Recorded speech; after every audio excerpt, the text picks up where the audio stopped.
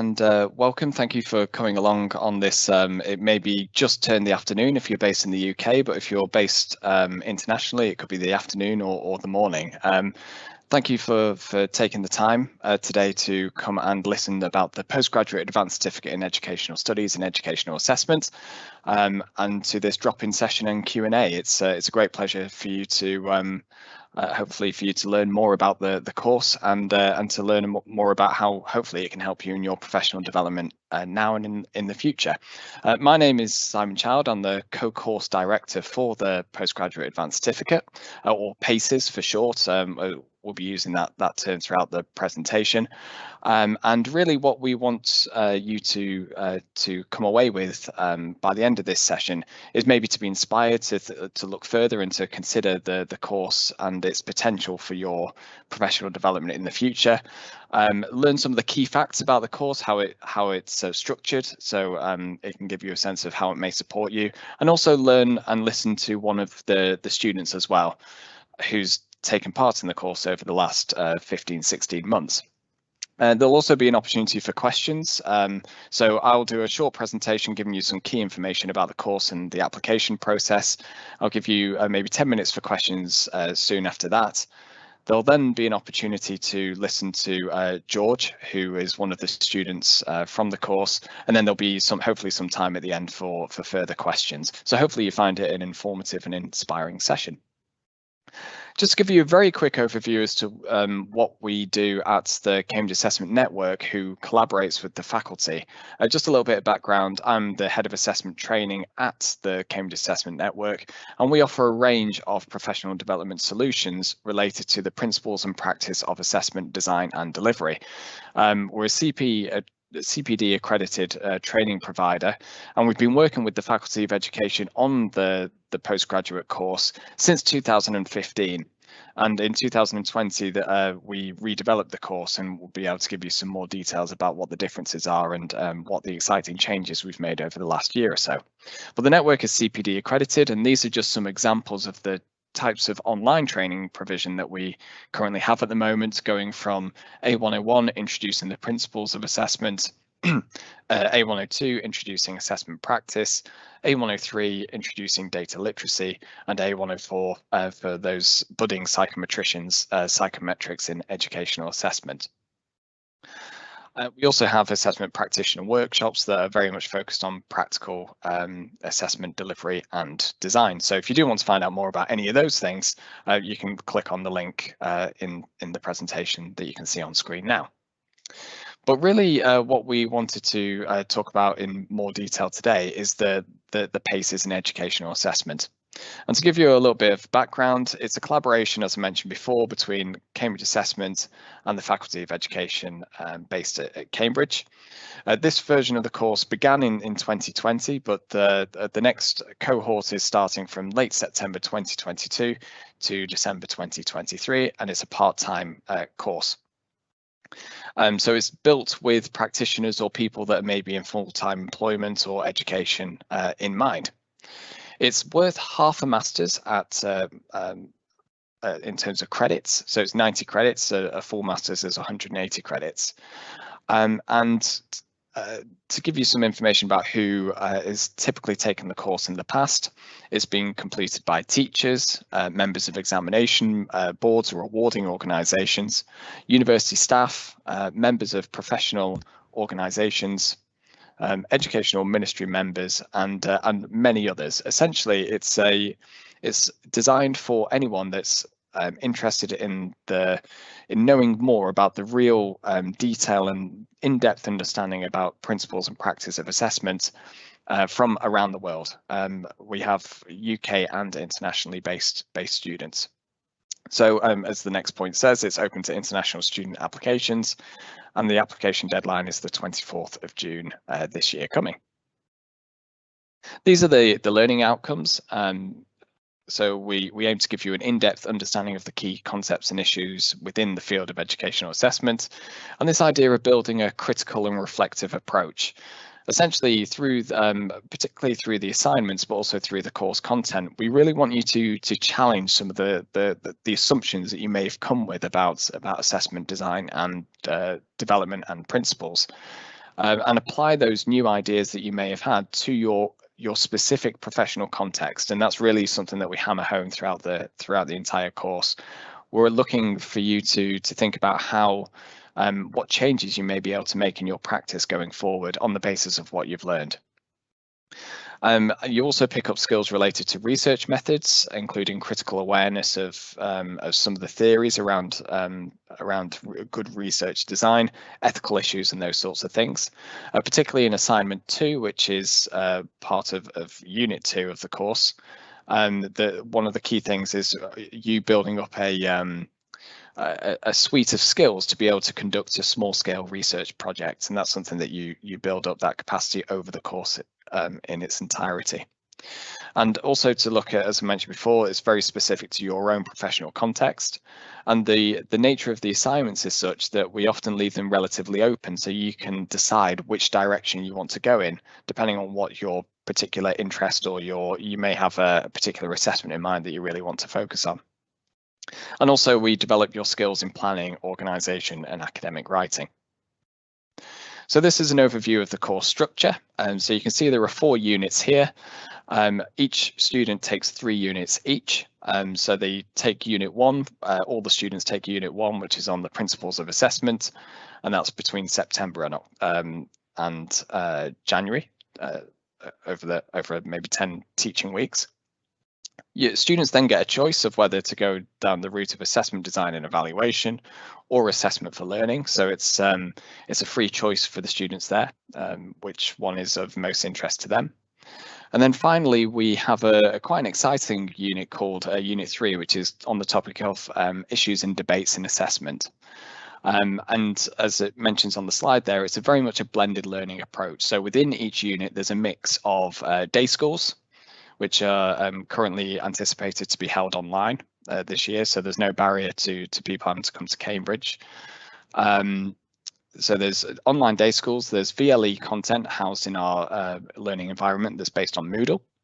32 content weeks in total. There's also the range of assignments, and you're supported by a supervisor throughout those 3 different assignments. We also have a range of 1-hour webinars that you can join in. Some of them are based on research methods, and others are based on key topics in relation to assessment practice, such as validation or mark scheme design. And you also have access to the full range of university library resources as well. So there's a whole host of different ways that you can really engage with the course content. In terms of the application process, it's a relatively straightforward application process. So you can go to this particular page on the faculty website, and this is just a screen grab of a couple of the key information that you need to enter for the course itself. So references and some essential information about you. You need to complete the full application form and have two letters from 2 different referees and send it to that particular email address below by the 24th of June 2022. In addition to that, you also need to write a personal statement, which is approximately 500 words. And in that statement, you need to demonstrate these different things. So there's 5 things in total that we're looking for from you and your application. So the experience that you have in working in an educational assessment setting, your motivation to use the learning from the course. So give a sense of what you'll be looking to achieve and learn, and how you think that will be useful for your professional context. Your motivation and willingness to engage with the course, and maybe if you've thought about how you'll structure your learning over that period of time. It is a part-time course, and a lot of people are working full-time in addition to doing the course. So we want to have a sense that you're prepared and understand the time commitment that's required for a course such as this. And related to that is the ability to work independently and collaboratively as you need to with your supervisor, for example. And also, if you're English speaker as a second or further language, any details of your English language qualifications would be valued as well as part of your application. So we look at that application criteria. There are a number of frequently asked questions, so I thought I'd run through some of those now. Questions may be coming in at the moment, which hopefully I can answer as well. So the first question is, how much time does a student typically spend on study per week? And as I mentioned before, there are 32 teaching weeks, content that's housed on the VLE, and 3 assignments. And there's also a summer break period as well after Unit 2. So whilst the course is 16 months or 15 to 16 months in terms of length, there are 32 teaching weeks, so about half the overall time in terms of weeks.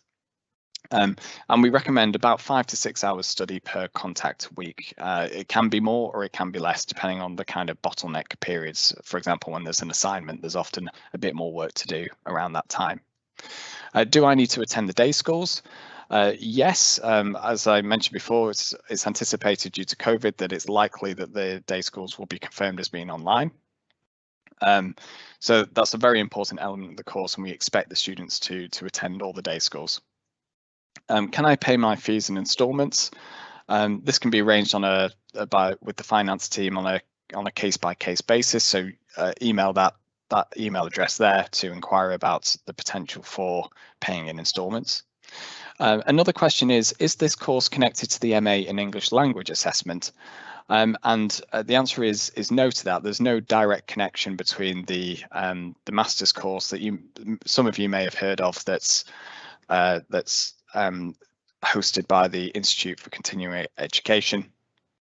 This course is more general in the sense it's for anyone that's interested in the principles and practice of assessment design, which includes but isn't limited to people that are interested in English language assessment. So if you are in that particular space and you're considering both, there's a bit of option for you there in terms of the style and the approach that the 2 different courses take. And finally, can I transfer my credits from this course to other postgraduate courses later on? Well, one positive element of this particular course is that it gives you direct eligibility to apply for up to 4 different courses that are related to the Faculty of Education, where you can complete the second half of the Masters to achieve a full Masters, one of which is called Transforming Practice.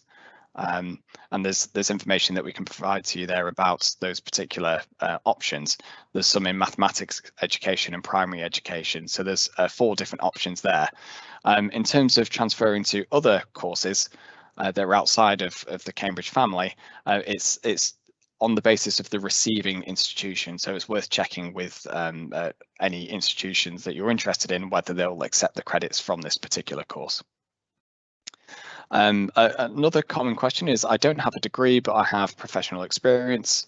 Can I still apply? And we consider this on a case-by-case basis. I would encourage you to inquire with us first if you're in that particular position. We often encourage people in their professional statement to just emphasize their professional experience in their application to try and cater for the fact that that they've got a lot of value that they can bring to the course that isn't necessarily in the sort of traditional route in inverted commas. Do I need to have a formal English language qualification? We recommend that you have IELTS at level 7 or above or equivalent. And if if this applies to you, then please send your certificates through if you have them. That just helps with the speed of the application process. So in answer to that question, it's not necessarily, but it would be useful for you to send that information if you have it. And I mentioned before about the alternative or the ways to transfer and progress from this course to a full Masters. Where can you find out more about those particular courses? It's at that particular link there, free for you to click on and have a look at. And finally, are there any discounts available? Unfortunately, we can't offer discounts for, say, international students because the fees are set by Central University Graduate Office. So just wanted to articulate that now at this early stage. We've got a really useful web page that many of you might have already seen. And here's a link to it here if you want to have a look in more detail. I'm sure Jonathan will post that in the background in the chat for you to have a look at. And I think that's everything for now. If you've got any more questions that come to you after this particular session is finished, you're welcome to email this particular address here, and one of our team will get to you as soon as possible as well to answer your questions. So I'm just going to stop the presentation there and close this down. Stop sharing my screen. So I've gone through that in relatively quick time. So I wanted to give you an opportunity to ask any questions if you have any at this particular stage. So if there are any coming through, I'll be happy to answer them. Rosie and Penelope in the development team, are there any questions through? Can you hear me, Simon? Yeah. They are in the published section in the chat window that has the two chats. Yes, got them. Okay, great. Okay. Right, so I'm just having to scroll through now. This will be the first time that I've seen them. So Philip mentioned, you mentioned it's worth half a master's course. Is there an established progression route to master's level programs? Hopefully I answered that question in the bulk of the presentation. I think I did, about the different routes to transforming practice masters through the faculty. So there's 4 different options. Primary education, mathematics education, transforming practice are 3 of them. So there's a suite, there's a range available that's directly relevant to at least some of the practitioners. Adrian's asked, how does the content of the PACES compare to the content of A101 to A104? Now, there are some similarities, Adrian, in terms of the kind of terminology that we use. So the key concepts like validity, reliability, fairness, and so on, the sorts of things that we cover in A101 are touched upon again in particularly Unit 1 for this particular course. And the reason for that is that it's we think that that's a good grounding for every other all the other elements of thinking that are important to educational assessment generally. So whilst we cover some of the key ideas in that sense, we go into more theoretical and conceptual depth. So it's similar in the sense of the terminology and the ideas we cover are similar, but it's more advanced in terms of its process. A101, for example, is quite introductory. A104, in terms of the psychometric side of things, we don't cover directly in the postgraduate course, but it can be something that you explore, for example, as part of your assignment for Unit 2, for example. So really, it's up to what is most interesting to the student. If they want to look at some of the ideas and some of the concepts that are covered in A102 to A104, they're happy to do so, and the supervisor will support them in that. So there's a lot of flexibility sort of built into this particular course, specifically around the assignments. Hopefully that's answered Joe's question as well about the overlap between A101 and the postgraduate course. But Joe's also asked, could I attend the day courses in person if I wanted to? This is it's an interesting question. Obviously, we've been wrestling with this a lot since 2020 and the beginnings of COVID. Due to health and safety and so on, we went to a kind of a remote model, and we're looking to maintain that really if we can, just for the ease of accessibility and also sort of to keep people safe and so on. So we don't currently have a kind of face-to-face course provision at this particular stage. It may be something that changes in the future, you know, as COVID moves on and so on. But at the moment, we're looking to maintain the online model. And just to give you a little bit more information about that, the online day schools are between 10 and 4 p.m. UK time. And it's got a mix of sort of lecture activities, breakout group activities. It's all hosted on Zoom. We also have guest speakers from around the world, actually, some based in the UK and some based internationally as well. There are eminent speakers in their particular field. So people like Rob Coe, Tim Oates, Paul Newton, people that are very well read and have a lot of interesting things to say about assessment design and so on. So that's an advantage really, because we're not bound by whether people can actually arrive face-to-face in Cambridge on the day, and obviously there's travel issues and that sort of thing that we don't need to think about. So actually, I think it enhances in some ways the experience for students, that they can sit by their desk and listen to those speakers in a sort of conducive and supportive environment. The course fees, I think Jonathan's sent a link to that, so hopefully that answers your question, Sujata. Just scrolling through quickly before we move on. So Seth has asked, is there any face-to-face arrangement for people living outside the UK? At the moment, Seth, the course is currently planned to be entirely online, so hopefully that's answered your question there. And I think that's all the questions we have at this particular stage. So what we wanted to do at this point is actually give you a flavour from the student's perspective. So we've got one of our current students, or just about to graduate students, George Vlachonikolis. I'm not quite sure. George, I probably pronounced that horribly. So you may want to introduce yourself at some point.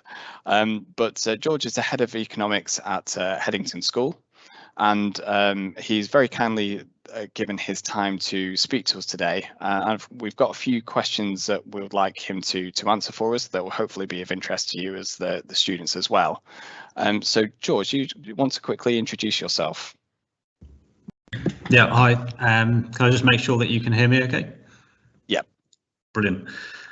So yeah, as Simon said, I'm here today just as I guess an ambassador for the course as a student. To be clear, I don't know whether I've graduated yet or not. I'm still awaiting the final mark of my third assignment. Assuming all is good, I guess I graduate at the end of the month, but I'll wait out to get my final mark. Yeah, Simon introduced me. I'm George, Greek surname Vlachonikolis. I am currently the head of economics at Headington School in Oxford. Alongside, well, what does that mean? It means I teach economics. This also means I'm responsible for a relatively large department of other teachers of economics and business, in fact. I'm also what the school calls professional tutor, but in most other schools that might just be ITT coordinator. For those of you not familiar with those terms, initial teacher training, it means I look after all the newbie teachers, whether they're at the PGCE or post-PGE stage of their training. And in addition to that, I'm also a principal examiner for one of the major exam boards of A-level economics. So that probably gives you a bit of an insight of why I wanted to do this course in the first place. I really just thought it would help me do my job a little bit more effectively, both, well, in three different ways. As a classroom teacher, it might improve my own teaching in the classroom. As somebody who is now responsible for new teachers coming into the profession, I thought that I would be able to offer, well, add value to their understanding of assessment and what that means for teaching and learning, but also as a principal examiner, how I might be able to use the concepts and principles that we come across in the course to make a better job of essentially setting the exams and then marking those exams and all the follow-on implications about what all those grades mean. And any of you that have been following the UK education system over the last 2.5 years, you'll know of all the big problems with grading during the COVID period and what we've called CAGs and tags, and who knows what it will be this summer. So there's been a lot going on there. I was asked how it's applied to my own day-to-day practice, so I've just got a list really. Formative assessment or assessment for learning. This is something I really hadn't touched since my PGCE days. So in terms of learning how to teach or pedagogy, I'd talked about formative assessment before, but then as a lot of teachers on the line will probably know, you kind of, once your PGCE is done, you kind of then get into day-to-day teaching. You kept very busy and you can go many years actually before coming back to a lot of those concepts. So this was a really nice opportunity for me to actually go back and look at formative assessment now with a load of experience behind me, perhaps a little bit more critically thinking, well, I know that works, I know that doesn't work. Let's think about it at a slightly higher level and how can this improve my own day-to-day teaching. It's also made me kind of really think about setting homework and what do I want in terms of my students from homework assignments. Am I really setting them for myself, or am I setting them for the actual learning of my students? And thinking about giving feedback as well. So part of learning about assessment is learning what to do with that data once it's been generated. So to give you an example, we've had mock exams over the last fortnight. I've marked them. Now I have a bunch of grades. Well, what am I going to do with those grades? And actually, the course has taught me that the grades themselves don't really matter a whole heap. It's about the qualitative data that comes out of that. You know, what are my one-to-one plans with individual students? What is it that students aren't doing that I want them to do, and what information, what feedback can I give them to essentially affect the change that I want in the future? And in fact, one of the things I'm doing today is I'm setting an investigation task as feedback, so that they can essentially assess as learn. You know, they can go through their own assessments and work out exactly where they want to go, what things they should improve on. A couple of other things though that I thought have been interesting for me in my own work space of being at school. This has given me the confidence to go ahead and do a couple of action research projects. You know, I've been able to kind of leverage I'm doing a course at Cambridge to say to my SLT, I quite want to investigate this area of the school, and you know, I'm going to research it and I'm going to provide you with policy proposals. So a couple of things that I've been doing, I've been looking at our 11+ admissions policy. So for those students coming in year 7, we set them a whole day's worth of tasks, and that was my assignment number 1. I sort of pulled that apart. Is this valid? Is this an invalid process? And so that was really exciting for me, because it gave me a whole project that I could then submit to the head and say, well, these areas work, but also I'm identifying areas for growth. Similarly, in the last assessment, we were looking very much as assessment for learning, but one of the things I was interested in is how assessment affects the affective domain. How does it affect motivation? How does it affect morale of students? So I looked into what my school calls LPs, or learner profiles, but probably everybody else just calls school reports. I looked at the way in which we generate school reports. What data are we using? How do we use that data? How do we report it back to parents? And then ultimately, how does it affect the student in their next cycle of learning? And again, I have come up with some policy proposals and put that to SLT. And what I've really found is that actually SLT have valued a lot of my research. I won't say that I've completely changed the world or anything like that, but I've certainly elevated my status, I think, within the school. And some of the things that I have proposed have become policy, and that's really satisfying to think that actually you've researched a part of the processes in the institution and you've had an effect on moving them forward. So that's essentially how I've applied it in my day-to-day practice. The final question that I had is, what would I say to someone thinking of applying for the course? I've really enjoyed it.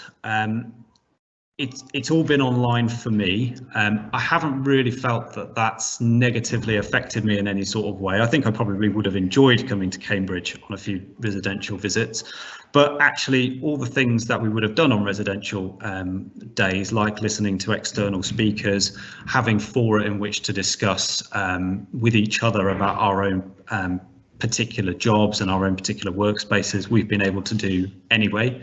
Access to tutors, I've been able to do that via Zoom. So I've had a brilliant tutor all the way through this called Elisa. She's been fantastic, been able to really help me with my assignments, guide me for reading. So even though it's been online, I haven't really felt that that's had a negative impact on me in any way. It's been really interesting to meet lots of different people from outside of teaching. So I know what I've described today is very much teaching bias, but actually I've been able to work with people that have been in the shipping industry of all things. There have been people working in other countries. In fact, almost everybody in my sort of groups was working in a different country. So some people were in Hong Kong, some people were in India. There was one lady from Russia. So there's loads and loads of different angles that people are coming at this. And I thought that was incredibly useful. It's not just teachers talking about teaching in the classroom. It's all different manner of people who are in some way involved in assessment. And ultimately, this course is about the principles of assessment. So you get to apply these principles in many, many different forms. The big thing I would say is think about just your time management on the course. There is a lot of reading to be done, and what I would say is ultimately the value that you're going to get from the course comes from how much you put in.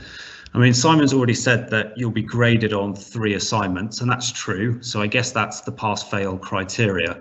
But you will get so much more out of the course depending on how much you read and how much you can contribute to the different forums. I would say that I threw myself in at the deep end in module 1, and fortunately I was also able to do that for module 2. It was less easy when I started in September again this year on module 3, and I could see a step change in my own sort of the level of my dedication to the course, just because of the busyness of school. It didn't stop me doing any of the work, but nevertheless, I felt like from module 3, I perhaps got a little bit less than I did from module 1, where I was reading every single week. I was reading all of the articles that were being put in front of me. And it's actually that reading and then the discussion where I found the most value. So if you can, if you've got a cooperative partner, or if you've got a free space where you can sort of block one evening a week and then part of your weekend where you know that you can get the reading done, and then you know that you can also post a forum and then you can get back to other people on there, it'll make it so much more easier, better, add more value to what you get out of the course, because there is a reading list, and yeah, I think the more reading that you can do, the more you're likely to get out of the course. I hope that's okay, Simon. Yeah, that sounds excellent. Thank you, George. And I think having your perspective from for the prospective students is really valuable. And you mentioned before a few themes that I sort of picked up from what you said there. So things to do with the kind of confidence and the building up of confidence to essentially say what you think in your professional context, I think is something that a lot of students actually that I've spoken to over the years have said, and I think that's that alone is a valuable thing, I think. But also the idea of status as well, I thought was quite interesting that you mentioned before there, that people are now coming to you to say, okay, what do you think about this particular issue in relation to assessment? That also has commonalities with what we've heard as well. So that confidence and status, I think, are two interesting concepts there that that you've highlighted. We've got plenty of time now, really, for further questions. So there are some that may be most appropriately answered by me, but there may be also some that some students have for George as well. To sort of build on again from what he's been saying about his own perspectives and his own experiences. So if there are any further questions coming through, I'm happy to answer them now with the time that we've got left. We've got one from Adrian asking about, would it be advisable to do one of the A101 to A104 courses in advance of PACES? And would you consider PACES to offer full training in design and standardization of psychometric tests? So to answer the first question, which I think will give a lead into the second one, in terms of my experience reading applications and so on, I often see that people that have done A101 and A102 and indeed any of the A10s feel that they've got a little bit of a head start in terms of their understanding of the kinds of topics that we will be covering. Obviously, as I mentioned before, it's in a slightly different depth, slightly different way, and obviously it's got day scores and other elements of the blended learning, but it gets you used to the VLE, it gets you used to the kinds of definitions and terminology, so it may give you a little bit of a head start in that sense, just so you feel comfortable with some of the initial literature. But obviously, as George mentioned, you throw yourself in Unit 1 and there's a whole host of new things and new ideas and theory to get your head around at the same time. So I would say that it's a kind of professional judgment whether you feel that you want to get that sort of lifting up of confidence and some of the key concepts in hand before you move on to the course. It's certainly not a prerequisite. So I would just take a kind of professional choice as to whether you think that would be beneficial to you. Some students do, some students don't. And in terms of the A104 in particular, as I mentioned before, that there's nothing specific on the topic of psychometrics or hard psychometrics, data analysis and so on the particular course itself. So if that's something that's of interest to you, it may be worthwhile doing A104 in the first instance, and then going on to the PACES course, and specifically maybe in relation to your assignments, driving into a research question or a unit, you know, an assignment for Unit 1 where you're looking at the psychometric elements of that and building on what you've learned in A104 for your specific assignment.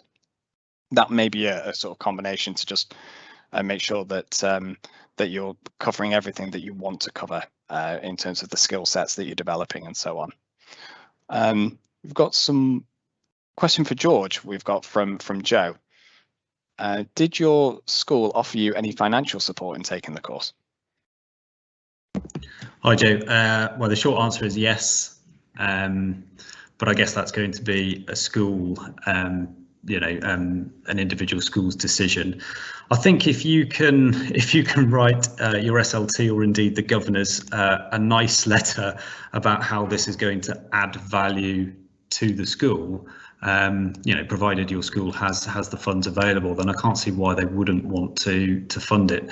And there are so many applications of this sort of course in assessment to teaching and learning in the classroom that I would have thought, you know, any sensible person would see that value. I mean, it's all about student outcomes in the end in schools. So if you can tailor your proposal to kind of link to how this is going to affect improvement in student outcomes, and it should. I mean, in particular, module 2, if you select the assessment for learning module, I found that enormously helpful for my own classroom practice. You know, and I know Dylan William is a popular YouTube presenter, but you know, this course actually forced me to go and read his articles in a bit more depth. And then once you've started reading Dylan William, then obviously it opens up all different avenues for the other people that are sort of have a slightly lower profile, but essentially, you know, making similar points and offering more value. So that's probably the way I would go about it, and talk about student outcomes and and ask. Oh, and also, sorry, I'll jump in there. You know, think about what I was saying in terms of I also said that I would use my assignments to conduct research in the school. And again, I think that's a good way of getting on the side of SLT and governors, which is if you're doing research about school policy and then offering policy change proposals, I can't see why they wouldn't want to go for that. That sounds entirely logical. You know, this person's going to devote a lot of time and effort, and it's all for the benefit of the school. So yeah, why not? Great, thanks, George. And I think that's something to emphasise actually from my perspective as someone that's working on the course as the director, is the best assignments are usually ones that are embedded in that way in the professional practice as directly as possible. So in some ways it helps the quality of what's written, but also the applications maybe at a later date, not just for the assignment itself, but the kind of consequences of that analysis, whatever it may be, whether it's a research project, whether it's a critique of an assignment or an assessment that the individual knows well, or whether it's a discussion about an issue and debate about converting an assessment online or something that may be going on in a school or elsewhere. The more direct that is in relation to what you're currently experiencing, what's important to you, that generally the better the assignments are. So that's a good point. And we've got a couple more questions in, one for me that I can answer, and I think one directly for you, George. So the question is this course completely virtual? It's planning to be, yes, because of COVID restrictions at the moment. As we mentioned before, the various travel restrictions and so on meant that it wasn't really appropriate to have international students fly over and all those sorts of things for the day schools. So we have for the last 2 years hosted it online. At the moment, we're planning to have it also online for this year as well for the same reasons. So that means that although the blended learning is slightly different to what we maybe originally envisaged when we developed the course, everything should be accessible if you've got a strong internet connection and a computer that works, whether that's the day schools, the virtual learning environment, the library facilities, etc., etc. So in that sense, we're planning for it to be completely virtual. And a question for you, George. Can you share how much time you set aside for your assignments and your approach? You mentioned one evening a week and sometime at the weekend. Can you share more on this, i.e. your kind of weekly schedule, for example? Sure, I'll do my best. Can I just say something about the virtual thing? I mean, I said it in my initial spiel, but I'll emphasize it. It really didn't detract anything from my own learning. If I think, what would have been gained from a residential week, well, it would have been nice to have gone around the university and get to know about Cambridge, I guess, go punting in the summer. It would have been nice to have gone to the pub with some of the other delegates, fine. But honestly, like most of the learning is done at home with reading anyway, because that's the way the course is structured. There's loads of links to reading, to articles and various things. Via Zoom, you can still interact with all of the other candidates, and also via Zoom you can talk to your tutor. And the assignments are kind of individually written on a laptop anyway, so I'm not sure you're losing a huge amount by it being virtual. I don't get me wrong, I was skeptical as well, but I don't really feel like I've lost a huge amount, if anything, by doing it. In terms of time management, yeah. Do you know what? I did the same thing. I actually reached out to somebody I'd known done the course beforehand, and that person said to me, look, just make sure you leave enough time during the week for the reading, and I'll give you the same advice. You can read almost as much as you want. I think there's a minimum expectation that you'll probably read 2 to 3 articles a given week, because then you need to contribute in the forum. But there's no limit on that, and if you want to read 10 articles, then you can read 10 articles. It's just time that you set aside. I very much had a deal with my wife that she would kind of give me Tuesday nights off, and I was allowed to kind of either go upstairs or stay at work late and spend as much time as I needed to get through the articles that I wanted. On some weeks I would read 2 or 3 articles. On other weeks I got really into the material and I deep dived into it, and I ended up not just that evening but another evening. But that was personal choice. I was choosing to spend that amount of time. The assessments, how long do they take? I guess that's all individual. What I found was I really needed an entire day to read relevant articles and then dump it all on a Word document. And then I would let that kind of swirl in my brain for the next week before I then came back to it and started structuring it. And by that time I had a first draft, which is then you set up a tutor meeting with your tutor to see what they think as well and offer you feedback. So the assignments, are quite time consuming. But again, if you choose something that is useful and that you feel passionate about, I do actually feel quite passionate about the admissions policy of my school. That might sound a bit niche and a bit nerdy, but these are essentially the students that are going to stay with us from year 7 to year 13, and I don't think it's a small thing to be flippant about. You should take it seriously.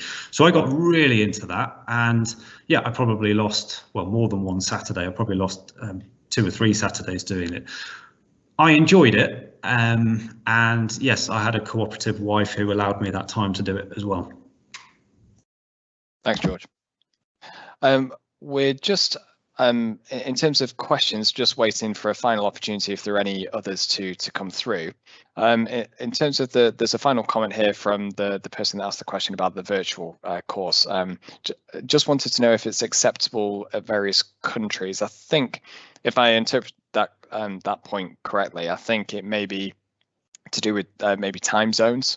In terms of where people have come from, as George mentioned, we've had people attend from Russia, from in the past from Australia even. So whilst it's 10 a.m. to 4 p.m. UK time, people generally have taken the commitment, if you like, to be able to attend the live sessions in sort of unusual time zones, either very early starts or very late starts. And when I've spoken to those, they're okay with it. So obviously it's a little bit of a commitment, it's a bit of a late night and so on. And sometimes they've mentioned that they can't go to sleep afterwards because they've just got so many ideas whirring in their head at 2 a.m. that they can't necessarily sleep. But it does show that overall it is accessible to international students in the usual way, and we do value the fact that it's live rather than just recorded sessions because of that interactivity with the guest speakers and the other students as well. So we don't, as a matter of course, record the day schools and just post them on the VLE because we want good, strong attendance. Yeah, so I think we've got all the questions that have come through, I believe. Okay, yeah, a final question from Joe, I think. So roughly how many people complete the course each time it runs? So it's actually the first year that we've completed this particular version of the course. As George mentioned, the final results for Unit 3 are due to come in relatively soon. So the course last year started with about 43 students, and we have 34 on the course this year. So it's roughly between those figures year to year that we would expect. And there are a few because of personal circumstances and so on that end up deferring and sort of joining the course later on. And there can be lots of different reasons for that. In particular with COVID this year, that's heightened people's likelihood of having to defer because of work pressure and so on, or they've picked up COVID, or all sorts of other reasons. So that's the general numbers that we're talking about. In terms of the demographics or who they are, it's this year we've had I think maybe a quarter that are based that are teachers. And we have maybe a quarter or so that are based in sort of professional bodies or examination boards. And then after that, there's a whole mishmash. In fact, it surprises us every year as to where the potential students have come from. In the past, going to the WayPass, we've had people from the Lego Foundation. We've had, international awarding organizations, English language tutors, you name it. In terms of people that are interested in assessment, we've probably had a student from that particular context. Higher education is becoming quite popular as well. So people that are interested in quality assurance of their assessments and so on in that particular context. So really, there's a whole range of perspectives to learn about and to learn from. So that's generally a point on that. So I think that's all the questions that we've got so far. So at that point, I think it's probably a good place to stop. I believe this has been recorded, so if you do want to watch it again, you're free to do so. I'm sure we'll find a way to get it to you. And once again, just to extend our thanks to George for giving some really insightful answers to the questions, and also his experiences over the course of the last 16 months. So thank you very much, George. And I wish everyone a good rest of the day. And if you have any further questions, Jonathan in our team will send an email that you can.